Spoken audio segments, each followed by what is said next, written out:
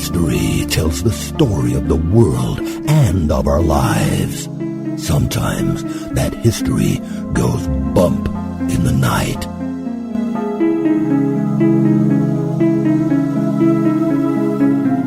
Broadcasting from the center of oddity and the supernatural in Central Florida, it's the History Goes Bump podcast.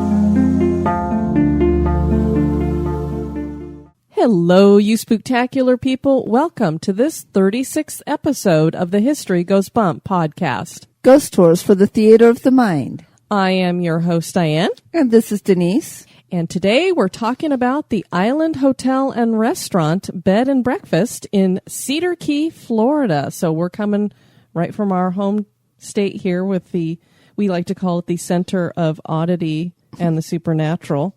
Because I think a lot of you may have noticed when you hear odd stories in the news, they tend to come from Florida. I don't know what it is about the place.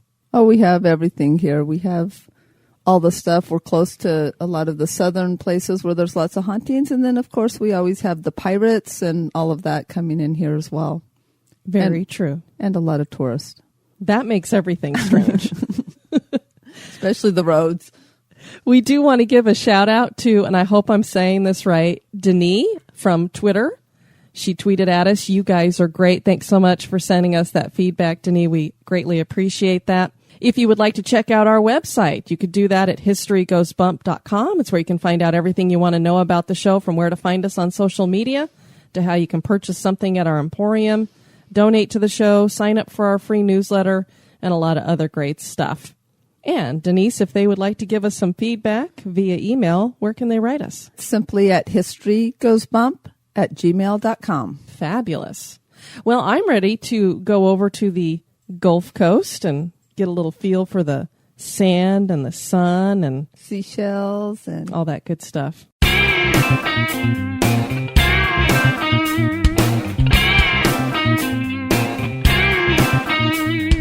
If you would like to support the show, please visit our Patreon page at patreon.com/History Goes Bump. Or perhaps you just want to make a one-time donation. Click the donate button on our website at historygoesbump.com.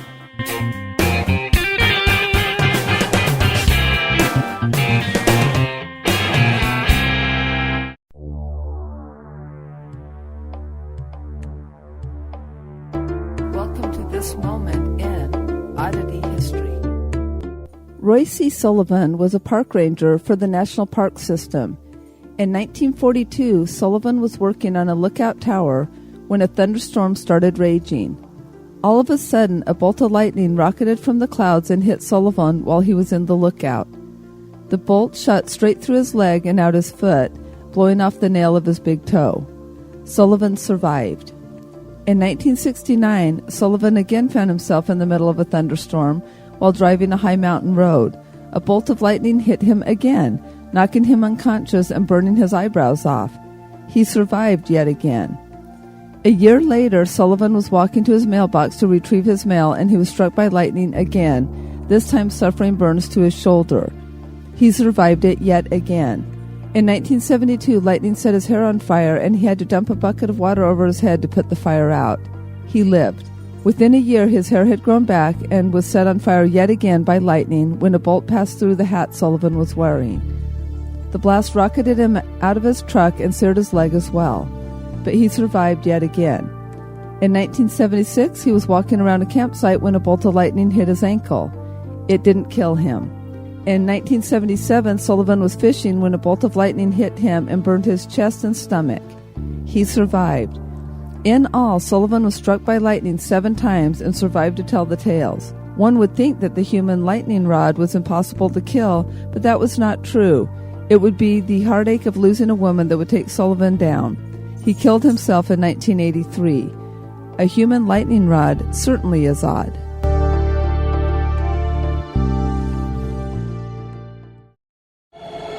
Pull the covers up tight. That chill you feel isn't the air conditioning.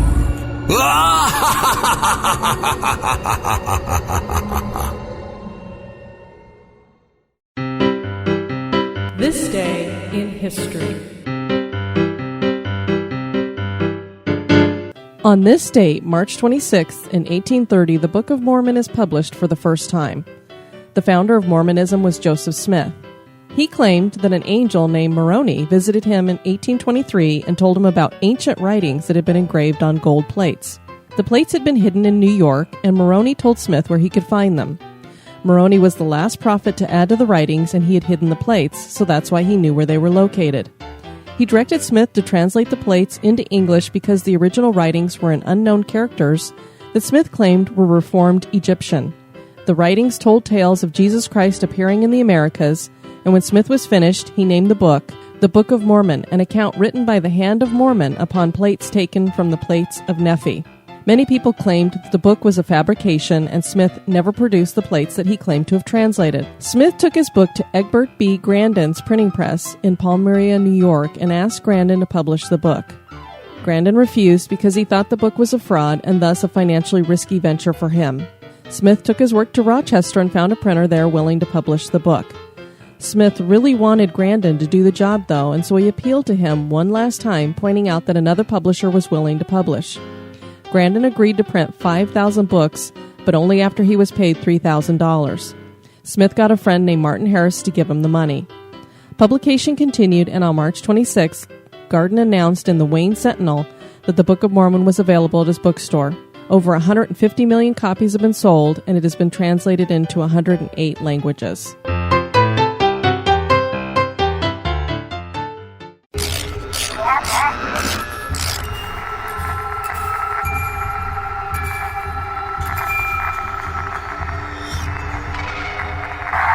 This is Victoria from the Ninth Story podcast. You're listening to the History Goes Bump podcast. History isn't boring.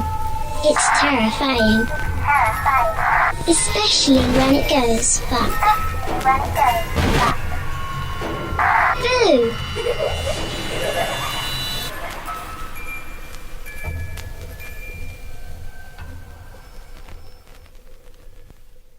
The Island Hotel and Restaurant that is located on Cedar Key in Florida was originally made to be a general store, and it was built to last.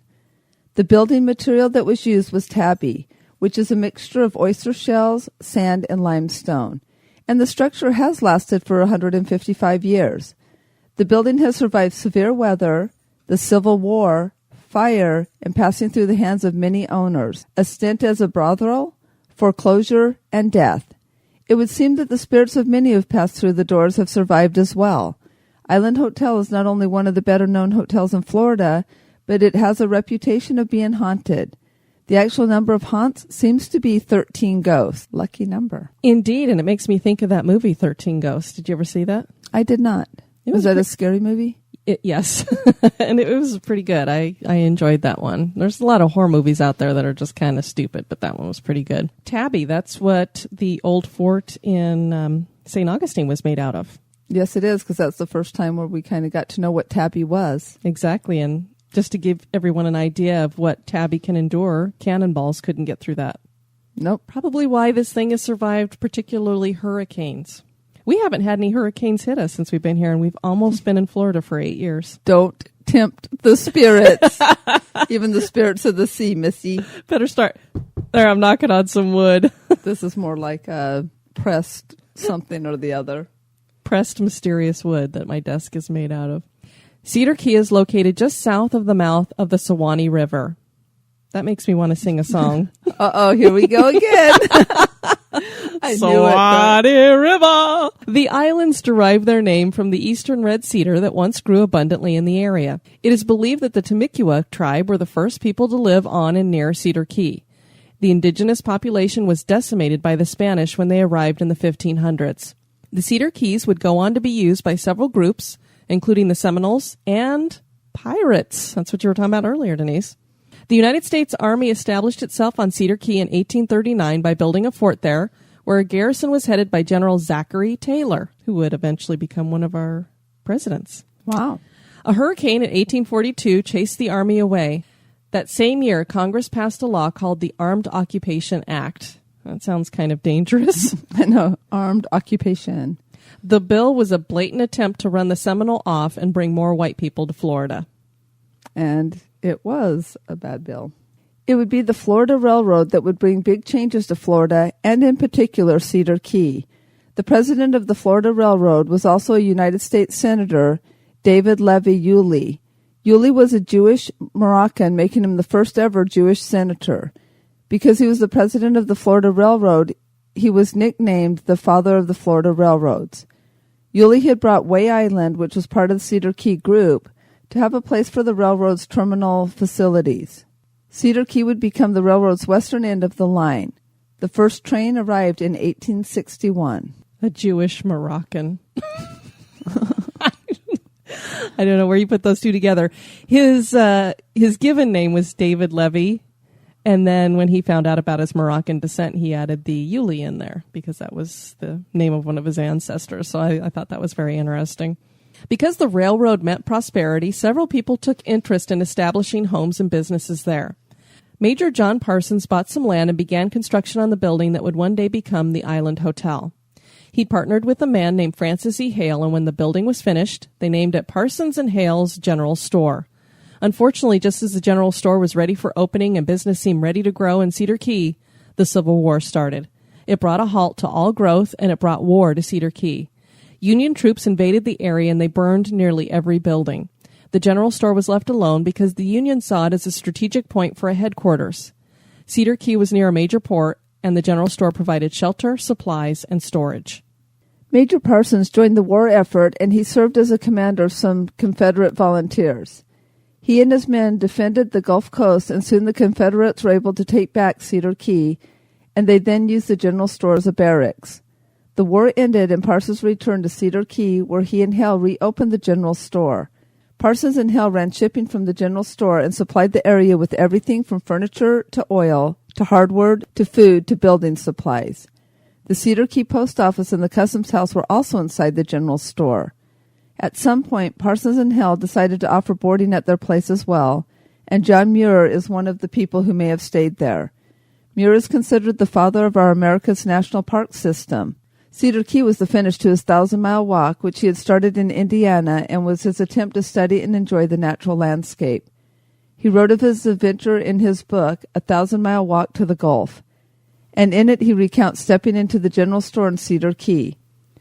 President Grover Cleveland is also rumored to have stayed at the Parsons and Hale's general store on a return trip from Cuba. Times were very good, but they would not last. Parsons died in 1888 at the age of 71. Florida is known for hurricanes, and a big one hit Cedar Key in 1896. Most of the town was destroyed, and despite the fact that the general store was built from almost indestructible tabby, it did suffer damage. A fire roared through the town a few years later, and then the cedar business collapsed. Cedar Key had hit rough times. Francis Hale died in 1910, and the property went to Langdon Parsons, Major Parsons' nephew. He decided to sell the building in 1915 to a man named Simon Feinberg. Feinberg had no use for the general store, and he turned the building into a full-fledged hotel he named Bay Hotel. Feinberg added a second-floor balcony and reconstructed much of the inside. Marcus Markham managed the operation with his wife. On May 11, 1919, Feinberg died in the hotel under very mysterious circumstances. Feinberg was a religious man, and he supported the efforts of the Temperance Society, a group heading up the effort to bring prohibition. Prohibition had not been made law yet, but President Woodrow Wilson had already called for a temporary wartime prohibition in 1917. Feinberg had gone to the Bay Hotel to collect money from the manager and was dismayed to find that the manager had been running a whiskey still in the attic. There was a false roof about 12 inches below the real roof, and this concealed the copper pipes used for the still. The manager wanted to placate Feinberg, so he treated him to a wonderful meal, and then Feinberg retired to the hotel and went to sleep. He never woke up.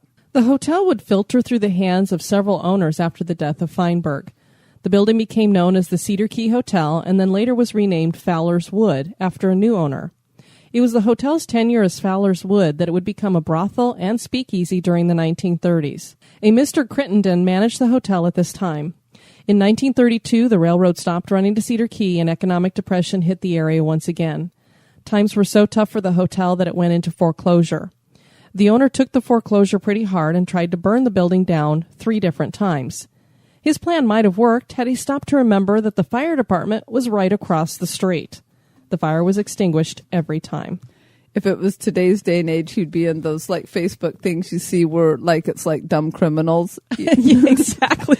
Stupid criminals Or they and use their like stupid crimes. where they use their real name at the bank, or hand them their driver's license. Exactly. It's like, I'm going to set my place on fire and have it burn to the ground. First of all, it's made out of Tabby. And second of all, the fire department's right there. It's like robbing the bank. You know what? The mob, remember when we were doing the St. Valentine's Day Massacre, they robbed the bank right across from the police station. So sometimes it works. Yeah, well, that's because they like to tempt. Like they kind of had that little living dangerously. This guy, I think, was just a little dumb. Ray Andrews bought the property at the end of the 30s and had his sister and her husband manage the place. It was here that most of the residents of Cedar Key heard about the attack on Pearl Harbor. In 1945, the King Neptune Lounge was added to the hotel. In 1946, Bessie and Gibby Gibbs purchased the hotel. It was in bad shape, and they renovated it and reopened it as the Island Hotel. The couple added their unique flair to the place, and Gibby kept bar. The townspeople loved to gather at the bar, as well as visitors. Some of those visitors included Pearl Buck, Tennessee Ernie Ford, Francis Langford, Richard Boone, and Myrna Loy. In 1948, the couple hired an artist to paint murals in the restaurant and bar and upstairs. The restaurant had a great reputation as well and was known as a place to eat the finest seafood and vegetables around. Bessie created many of the recipes cooked by their chef, Catherine Big Buster Johnson, and she chastised any patrons who did not eat their vegetables. You got to wonder when the chef's name is Big Buster and it's a woman. But hey, I was going to say we do have a picture of the mural that was painted of King Neptune in the bar, which has been there to this day. And it's kind of cool to see that up in the show notes today. In 1950, Hurricane Easy hit Cedar Key and ripped the roof off of the Island Hotel. The upstairs rooms were water damaged as well as the King Neptune mural in the bar. Gibby Gibbs died in 1962, and Bessie continued to run the place on her own until 1973. She sold the hotel to Charles and Shirley English. Bessie would die tragically in a house fire 2 years later. The Englishes did not last long, and they sold the hotel to Harold Neighbors in 1978. Neighbors remodeled the bar and made that his main focus, letting the restaurant and hotel fall by the wayside. In 1980, he sold the operation to Marcia Rogers, and she refocused efforts on the restaurant once again, hiring Chef Jean, it's J-H-A-N, McCumbers. The restaurant again became a place known for its food. Singer Jimmy Buffett became a frequent guest at the Island Hotel during the 1980s and gave impromptu performances in the Neptune Bar. The hotel was placed on the National Register of Historic Places in 1984. Marcia got a little new agey at this time and closed the Neptune Bar to the public and made it into a coffee and juice bar where she hosted things like the Full Moon Wakefulness Retreat. Cedar Key residents burned her in effigy in front of the post office in response. So I guess they'd rather have alcohol than a coffee shop. I better be careful wanting to have coffee shops up here in Florida, or up here near where we live. I mean, I like Starbucks, but it's just not the same. Yeah, just don't get a little too woo-woo, Have a little bit of beer with your woo-woo and you'll be fine. I don't want beer with my woo-woo. Tom and Allison Sanders bought the place in 1992 and cleaned it from top to bottom and reopened the Neptune Bar after they fully reconstructed it, covering it with a Cedar Key cedar top. The Island Hotel became a social center once again, and the restaurant continues its reputation for good food, still under Chef, how'd you say it, Juan McCumbers? John McCumbers. Don Fisher and Tony Cousins moved to Florida from England, and they purchased the Island Hotel in 1996. The couple would focus on refurbishing the hotel and added private bathrooms to every room. Central heat and air were also added, bringing the hotel more up to date. Televisions and phones were still kept out of the rooms to retain the hotel's charm. While redecorating the dining room, the couple hired a colorist to help them decide which colors to use. They chose a lilac and plum with a pine ceiling. Dawn got the shock of her life when Bessie Gibbs' nephew came to visit and showed her a bunch of old photos. One of the photos was in color and featured the dining room. The colors that Bessie had chosen to paint the dining room were the same ones that the dining room was repainted with by Dawn. Makes you wonder if there was a little bit of influence coming from Bessie. I think so. Bessie still wanted her mark on the hotel. Well, as we'll find out, she might still be there. Yay. Dawn and Tony got married and had a child and realized that the hotel was too much for them, so they sold it in 2001 to Bill and Mary Lou Stewart. The Stewarts had been born in Florida, but they had both ended up in Texas. They retired and decided to return to Florida. Things at the hotel seemed fine at first, but in 2002, the couple abruptly fired the entire staff, boarded up the place, and ran back to Texas. Nobody knows why. Okay. The cousins took back ownership and reopened the hotel and restaurant. They then sold the place to Andy and Stanley Blair. They refreshed the place and have run it for the past 10 years. Stanley writes of their adventure, quote, "We returned to the States in August 2003 and began a search for that one last quiet, undeveloped spot that might still be found in Florida. We stumbled onto Cedar Key and the Island Hotel. We immediately knew we'd found what we were looking for. The wonderfully quaint island and the manner in which they welcomed us has been a bonus beyond our wildest dreams. We are greeted every day by friendly, smiling faces. Our first few weeks were spent giving the hotel a facelift. We painted the downstairs lobby and replaced worn-out furniture throughout the hotel. A new bath shower was added for room 27. The hotel quickly came back to life, and I do believe even the ghosts are smiling. It is as if they had spent the day at a beauty parlor. Our staff is excited about the new look, and they have reason to be proud of their hotel again." End quote. The Island Hotel has 10 rooms and operates as a bed and breakfast, so there's a complimentary breakfast in the morning. All the rooms are decorated differently with antiques, and each has their own private bathroom. There are no televisions or phones in the room, but there is Wi-Fi. So we're going to keep it very quaint, but we're going to add Wi-Fi. Which you can watch your television on now. Yeah. So it's kind of funny. It's like, okay, we're going to keep it nice and like rustic, but you know, here you go. We'll just rocket you right into Twitter. The wrap around the second floor balcony has several rocking chairs for guests to enjoy. Ooh, I think we need to stay here. It's very cool looking, and unfortunately our time didn't work out so that we could go make a run by the place, but we'll definitely check it out. It's probably, I'd say, a couple-hour drive for us, maybe. I know some of you just think that's horrible that and feel bad for us that we live so sadly. Oh, let me see the Keys. Oh, yeah, that'll take us a couple hours to get there. Well, this one is not down in the Keys. Right, it's on the Gulf Coast. Yeah. Down to the Keys would take us a little bit longer. We're talking that's 4 to 6 hours. Yeah, to get to the mouth of the Keys. If we wanted to go all the way to Key West, that would probably take us 6 hours or so. I just need to go to the Dolphin Research Institute. It's in Marathon. As one can see, the hotel has passed through many hands. No kidding. I've never seen... Well, you know what? We did have one other place that seemed to pass through that many places, too. Basically, it seems like people bought the place, fixed it up, and left it. It's like, did you just want to waste a bunch of money? I don't know. Did nobody tell you about the other visitors, the 13? But even though it's passed through many hands, it's never lost its character. Its spirit has continued to thrive, and now some say that spirits from the past remain here at the Island Hotel. 13 spirits, to be exact. Let us introduce you to the 13 ghosts.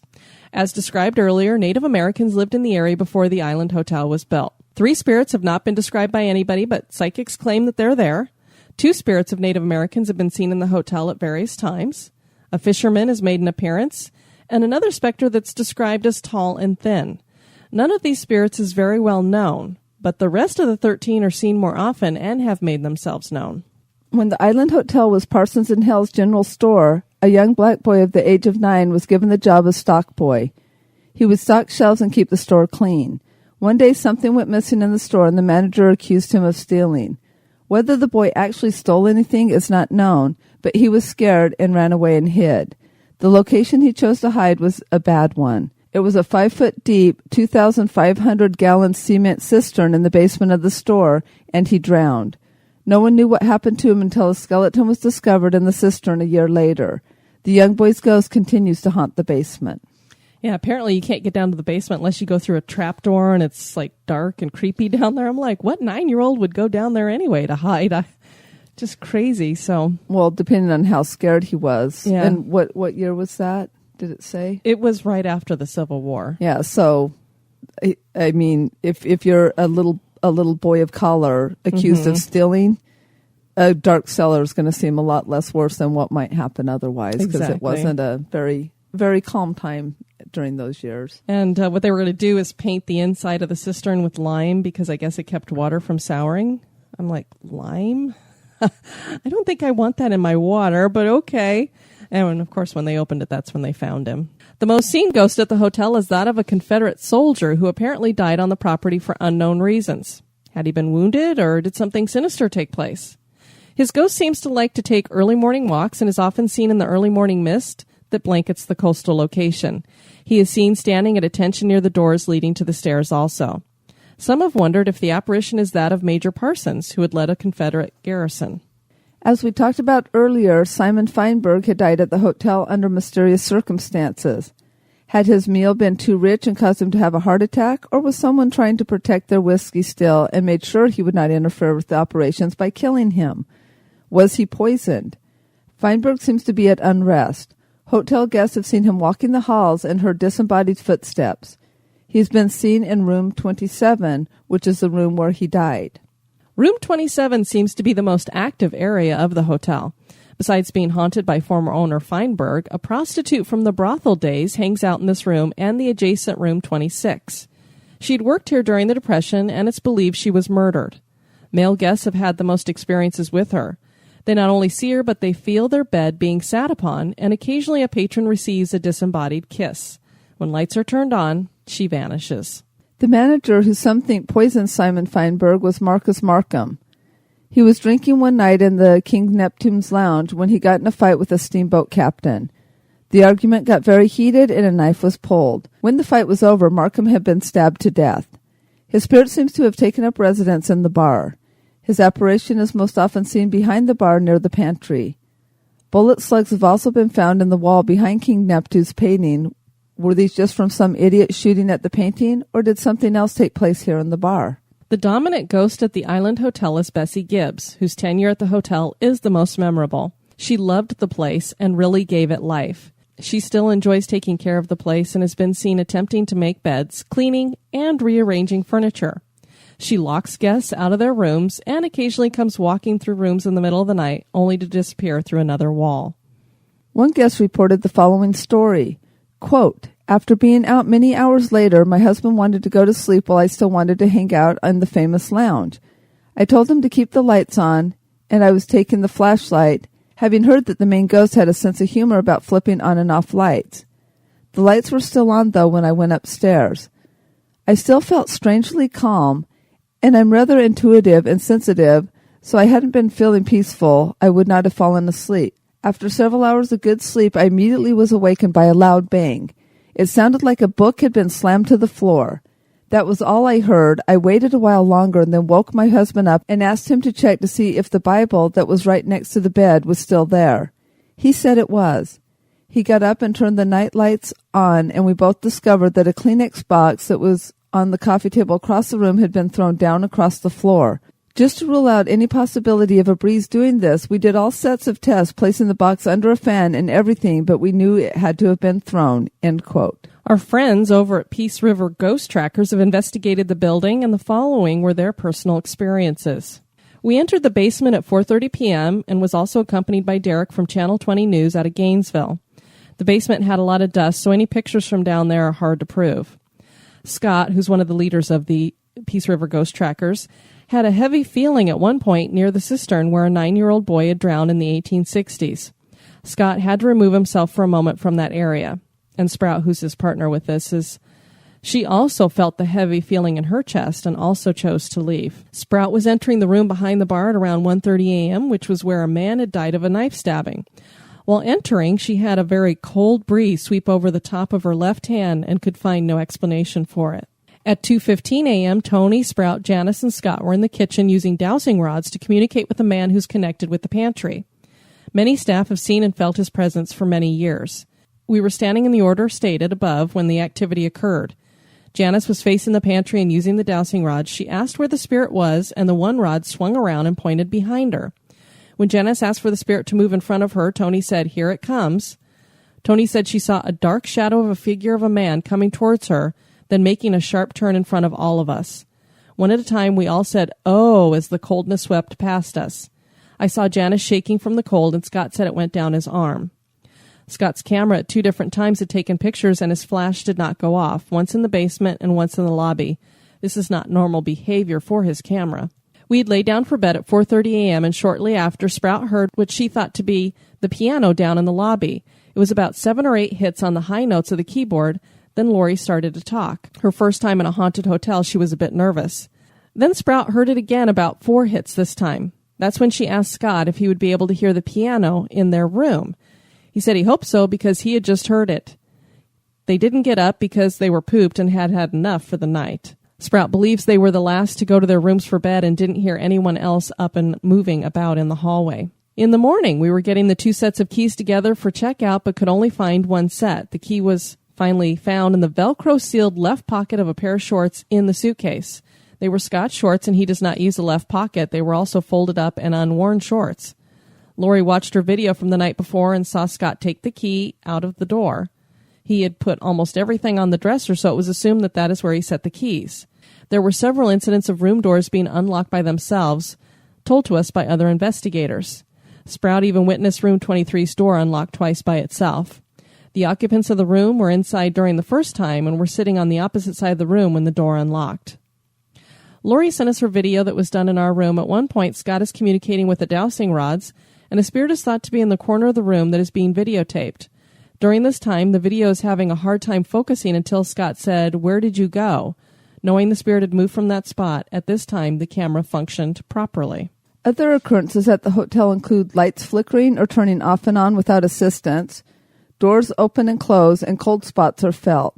Some claim that Bessie's old room is a portal. The television show Haunted Inns and Mansions featured the Island Hotel in 1999. Is the Island Hotel home to more than just a living guest? Are some of the previous owners still hanging around? Is the Island Hotel haunted? That is for you to decide.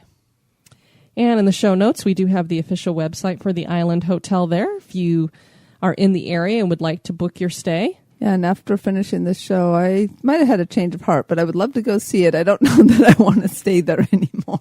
Well, I would mind staying there, but maybe not in room 27. Yeah, that seems to be the most haunted one. Yeah, but 23 does some stuff too. Maybe we'll park our camper in the parking lot and just get an extension code from the owners. Well, we can eat at the restaurant. There we go. I'll eat. There you go. You'll food and ghosts you can do. Absolutely. Just like the place where you went down to the creepy bathroom and was that Marietta? Yep. Yes, it was Marietta when I was like, I need to use the restroom. And then I come back up and I'm like, boy, is that creepy down there? And then the waitress is like, yeah, it's haunted down there.